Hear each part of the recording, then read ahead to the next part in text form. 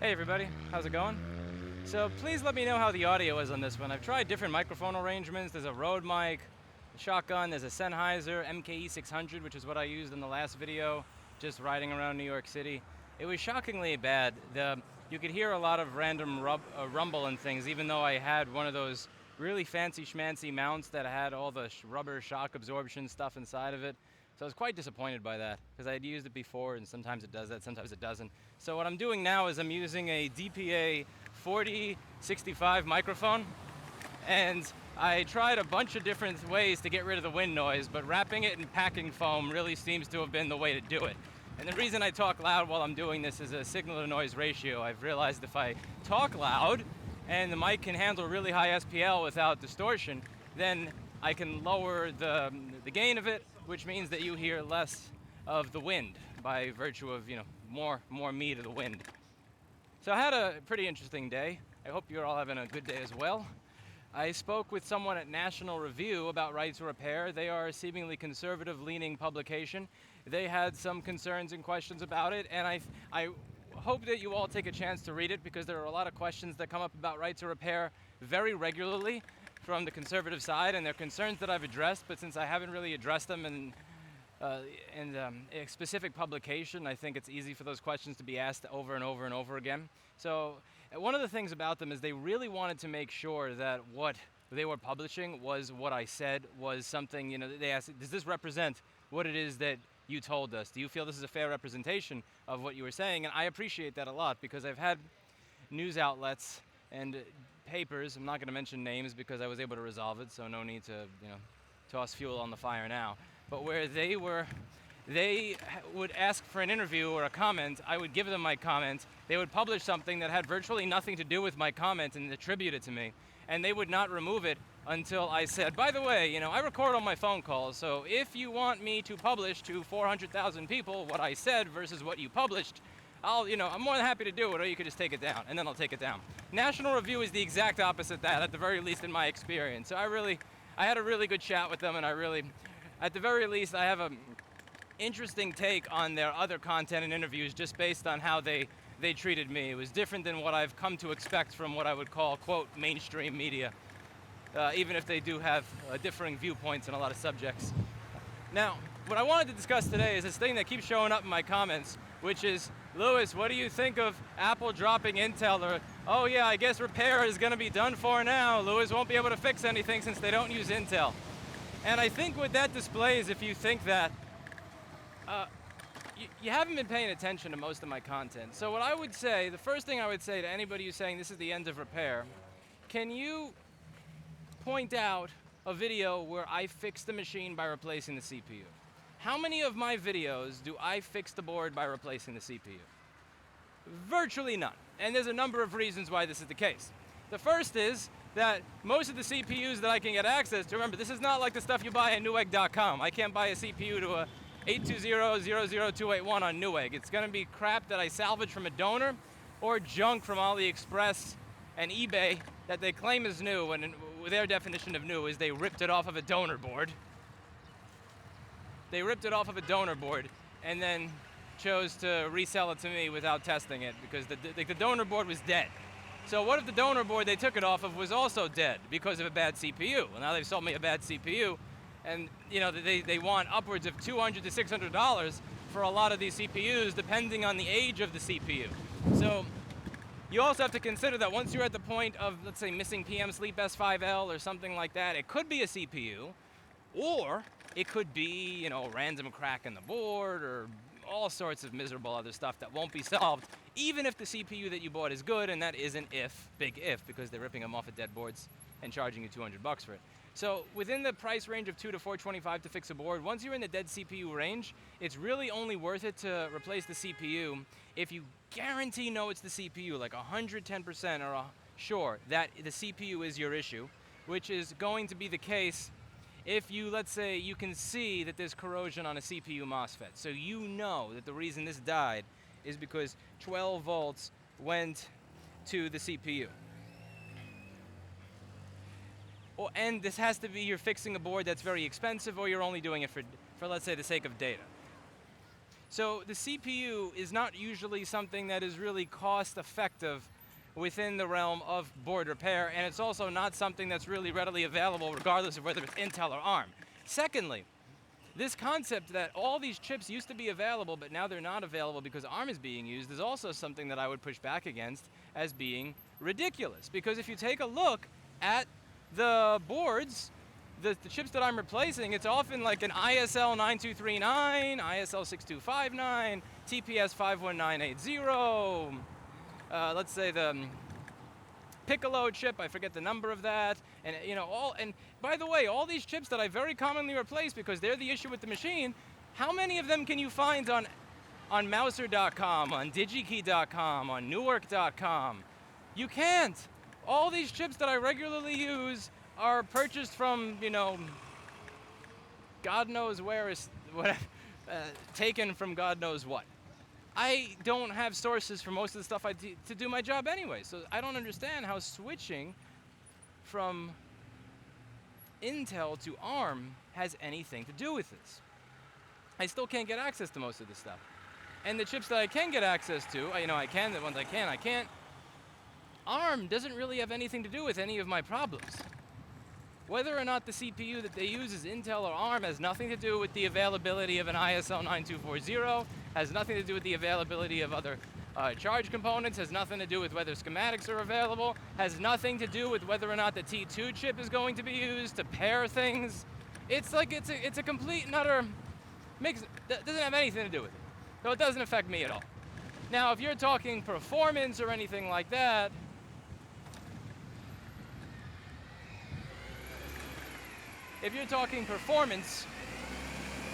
well, maybe that would affect you if you use Apple products. I don't use Apple products, so it doesn't affect me at all.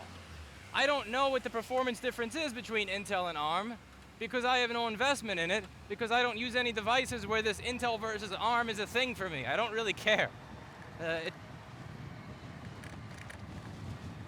We do CPU replacements on the A1989 and A1990 MacBook for data recovery, because when the CPU dies on that machine, there is actually value to getting the CPU to work, because the machine needs to turn on to get access to the data. Remember that A1989, A1990, A1932, Dune A2141, these machines do not have a lifeboat connector on them. And the SSD is soldered to the board, which means you need that machine to turn on or you're not getting your data. And one thing I've noticed is, unlike the iPhones where the encryption has something to do with, you have to have the CPU and the other two things in order to get the data off of it. Here, I can solder a different CPU on than the original one to an A1990 or A1989 MacBook. It will boot up and it will work, and I'm able to get the data off of it. Which is, again, thank God. Thank God they're not pairing individual CPUs using the T2 chip, because if the CPU dies, which again, it's a MacBook. Can we admit at this point that on MacBook CPUs just die, because you have all of the CPU MOSFETs right on the edge of the machine where liquid ingress occurs, and in 2020 you still have put zero effort into reducing liquid ingress in your products. The CPU runs insanely hot in a machine that's likely too slim with fans and a heatsink that are not beefy enough for the power you're going to be putting through it. CPUs do die often in those products, which means that people's data is going to die often in those products unless you replace the CPU. But even then, there's not really evidence so far that it's going to be more difficult to obtain CPUs that are ARM versus CPUs that are Intel. So for the CPUs that are Intel, again, if we're talking about a CPU to an A1990, I'm paying a good $600 for a CPU to that. And here's the fun part. You want another fun part? You pay $600 to get the CPU from some rando source. Sometimes they don't even work because they pulled it off a machine that had a dead CPU to begin with.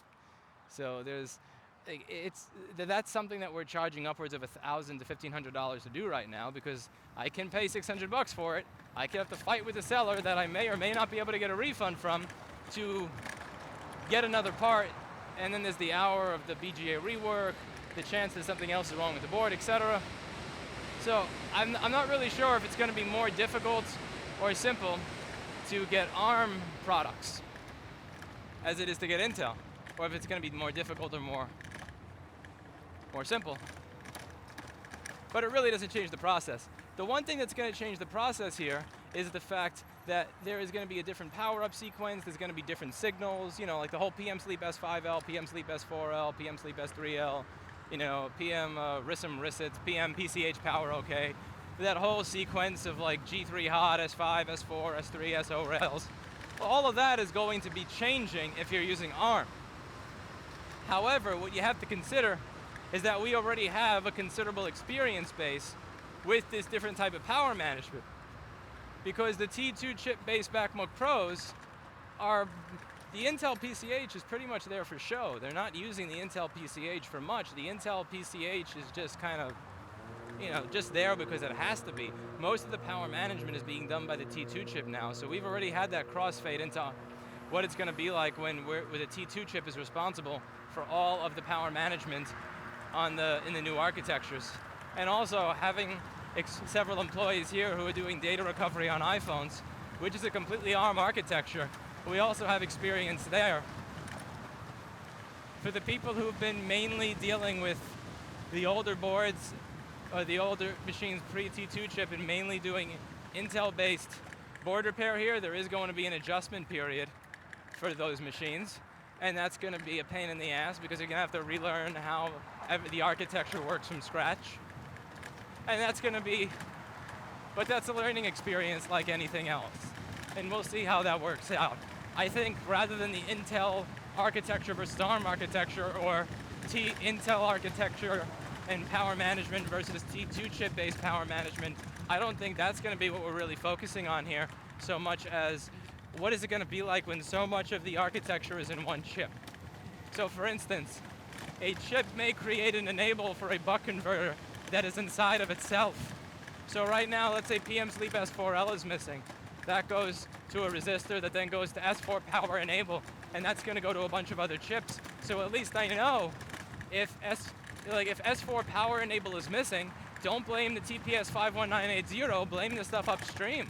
Or if S4 power enable is present, but PP5ES4 is missing, then I know, okay, you should be blaming the TPS 51980 because the enable is present from another chip, but the TPS 51980 is not creating the 5-volt rail that's supposed to be created once S4 power enable is present.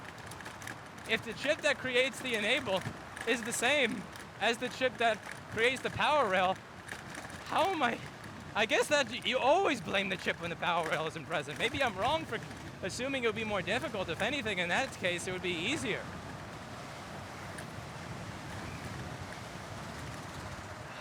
But yeah, the only difference is going to be the general change in learning how this all works. I suppose the general change is going to be, the difficulty is going to be in learning a new architecture. It's not really so much the end of repair, because whether or not repair ends has nothing to do with that. It has to do with whether or not I'm able to buy a CD3217. I'm far more concerned as to whether or not I'll be able to purchase the chips I need to do my job than whether it's Intel, AMD, or ARM. I could care less about that. For instance, you know, I showcase how a lot of the charging problems and the no power problems you have on the newer MacBook Pros from 2016 and upwards are based on a USB-C MUX chip. That has nothing to do with Intel versus AMD and everything to do with whether or not I'm able to buy a CD3215. Because what Apple does is they take an off-the-shelf chip, off-the-shelf basic TPS chip from Texas Instruments. There's some minor changes to it. Now it's a CD3215 that Lewis can't buy. Now, I mean, I can buy it because there are, you know, someone knows somebody who gets it to me. It's so ridiculous how this industry works. I swear, I feel like I'm doing a drug deal half of the time and I'm just trying to be able to fix something so somebody can get their data back. Fuck you for being in the middle of an intersection, by the way, and just standing there. But anyway, there's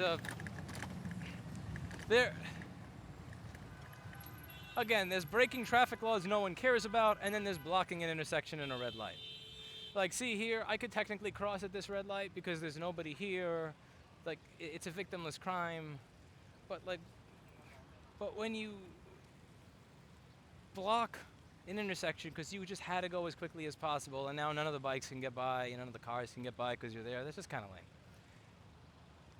There's a difference. There is a difference.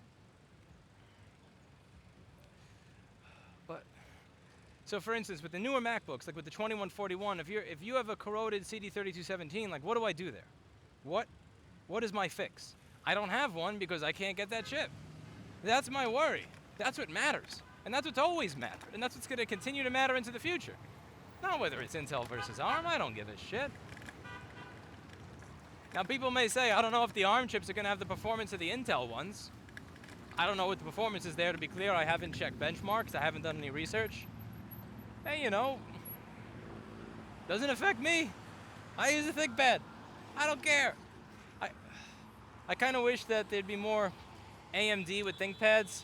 You can buy a Lenovo machine and get an AMD, but you cannot get it if you want to buy one of the higher end ThinkPads that's durable with high performance.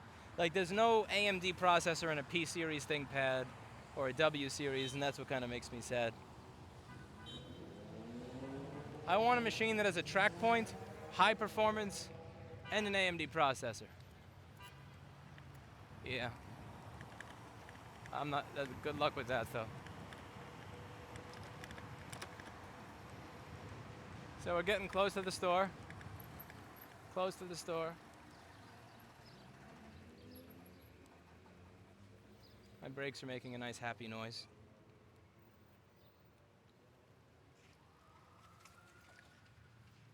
Use an arrow. I don't get why I get so much shit for breaking, like the traffic laws that are clearly different than going, let's say, 45 miles an hour in a 20. I'm pretty good for a bike, I think. I think I'm like in the top 10 percentile of cyclists. I also don't get what the point, I guess that guy could obey more traffic laws, that arrow 7 up there, if he didn't have an arrow. See, I can actually stop at the red light and still catch up to him because he uses an arrow. And I have a proper, dignified electric bicycle.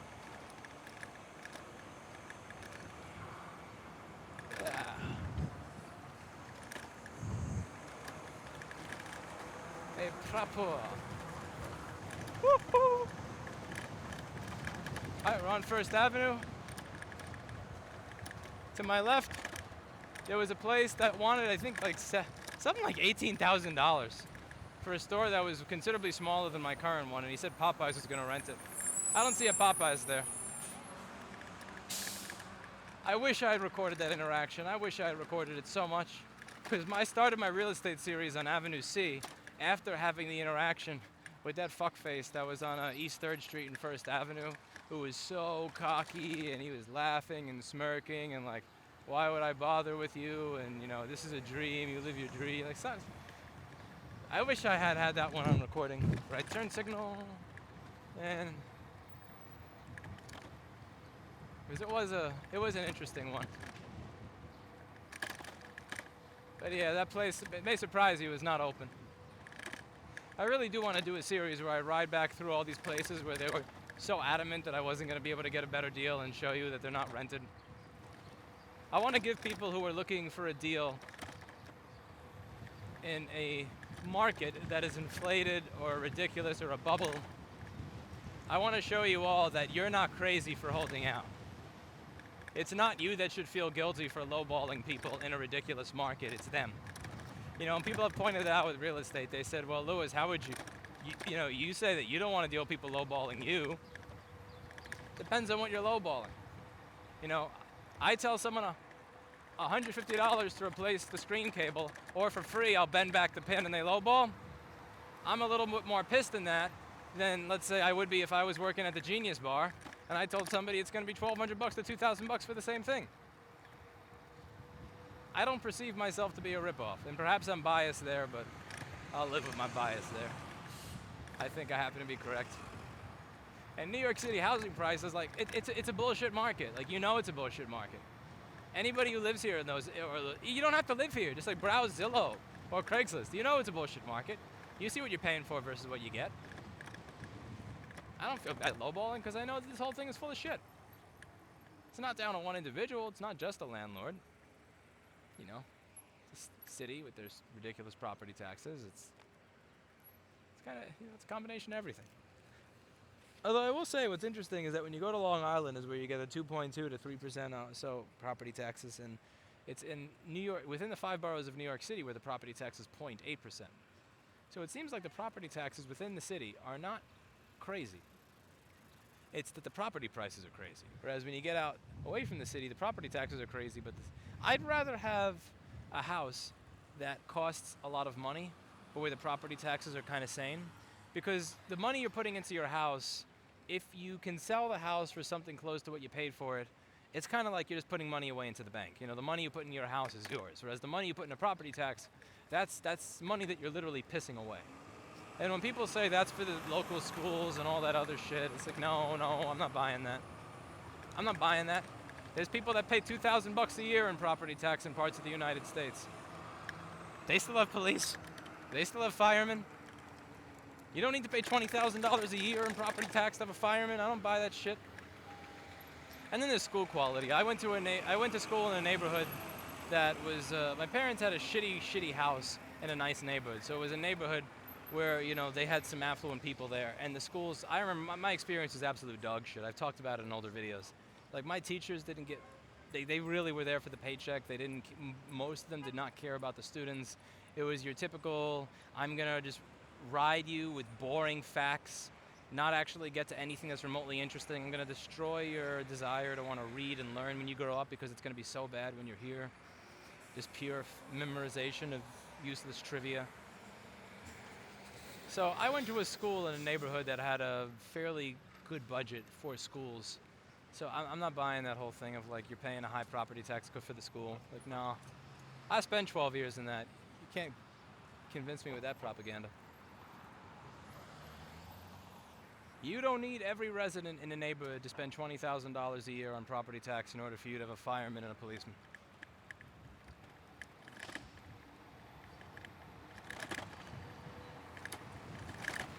Okay. So I was looking at houses that were in the areas where the prices may be a little high, bought the place is someplace I would be okay living, and the property tax is low. Because again, the property tax, that gets pissed away. That's urinated away into the urinal. Whereas the money you put towards the home value, that's something that you're actually building as part of your net worth over time. I had one broker tell me that it's a wash because, yeah, here in this house that I showed you, it may be $20,000 in property tax versus that one being $5,000, but the home value here may be $100,000 to $200,000 less. That's not a wash. That's literally the difference between renting and owning. The whole point of purchasing something is to own it. You don't own where you live if you pay $20,000 a year in property tax. You just don't. You may think you own it, but you know, that little piece of paper on your on the wall that claims that's a deed to your house is really just a piece of gaslighting propaganda.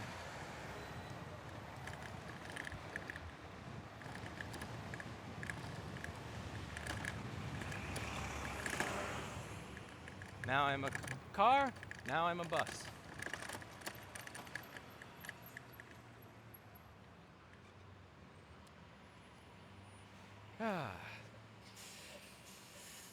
Should I make a turn on 3rd Avenue or should I go to 6th Avenue? I usually make a turn on 3rd.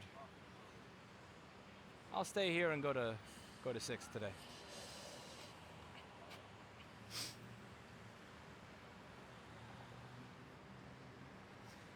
This is a once-in-a-lifetime event here. My GoPro has been recording at 4K for 24 minutes and it has not crashed.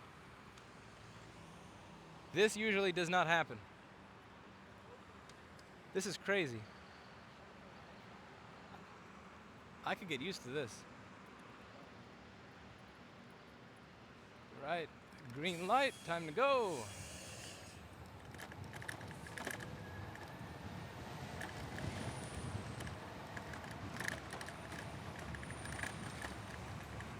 And time to stop. Okay, note to self, do not take 23rd Street past 3rd Avenue because they play the green light, red light game here. Oh, the green light, red light game is so lame.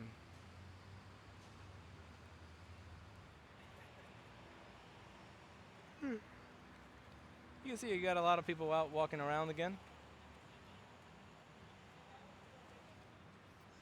doing their patriotic duty as New Yorkers, wearing their masks along their neck and chin.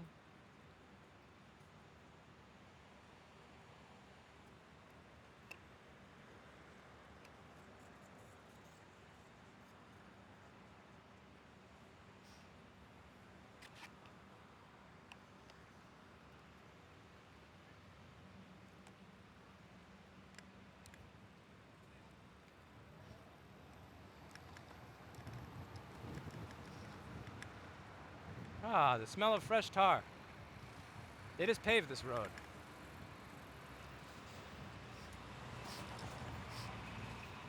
I don't know, do you guys like the smell of fresh tar? Kind of smells awful. Ugh, it's intoxicating. Oh, Jesus. So much traffic.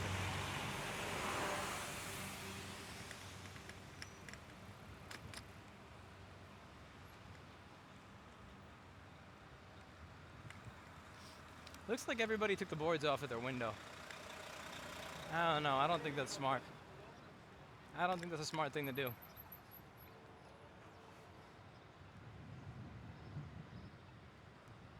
You know, they say coronavirus, we're gonna have a second wave.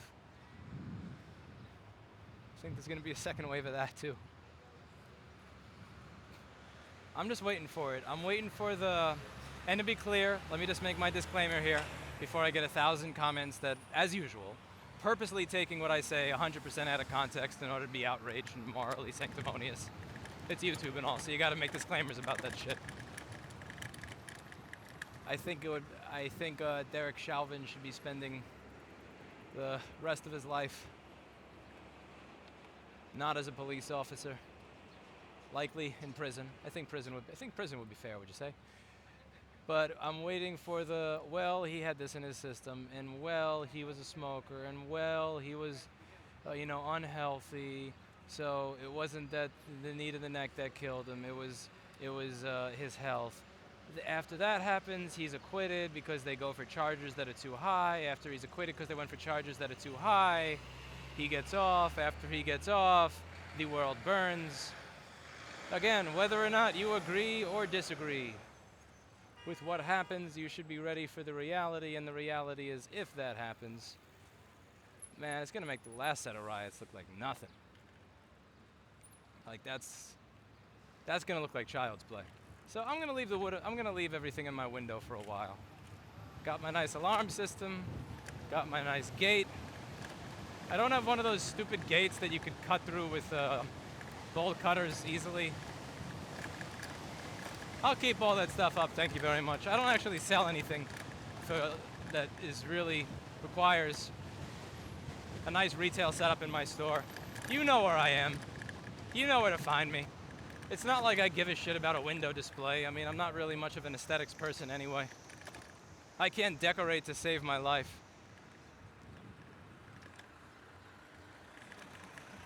So I will happily, because I had the company that owns the property management company for the building ask about when I want to take that stuff down. I'm not kidding. I replied to their email very succinctly and just curtly. I said, when Derek Chauvin is convicted. When he's convicted, I will take it down. Not a moment before. Because if he's not convicted, I will be riding my bike far away from the city. Let it burn while I'm not here. Because that's... Vroom!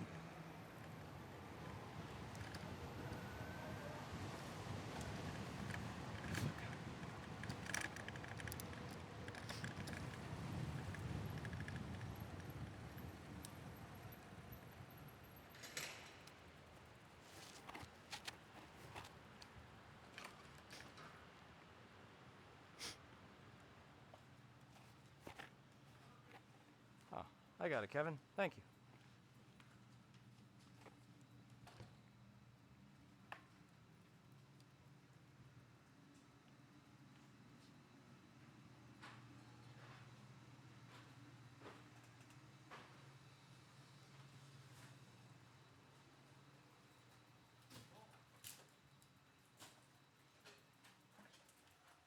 Paul posted a speed limit 5 miles per hour sign in the store. He was unhappy with the wheelie that I did yesterday when I entered. Alright, that's it for today, and as always, I hope that you learned something. I will see you all in the next video. Bye now.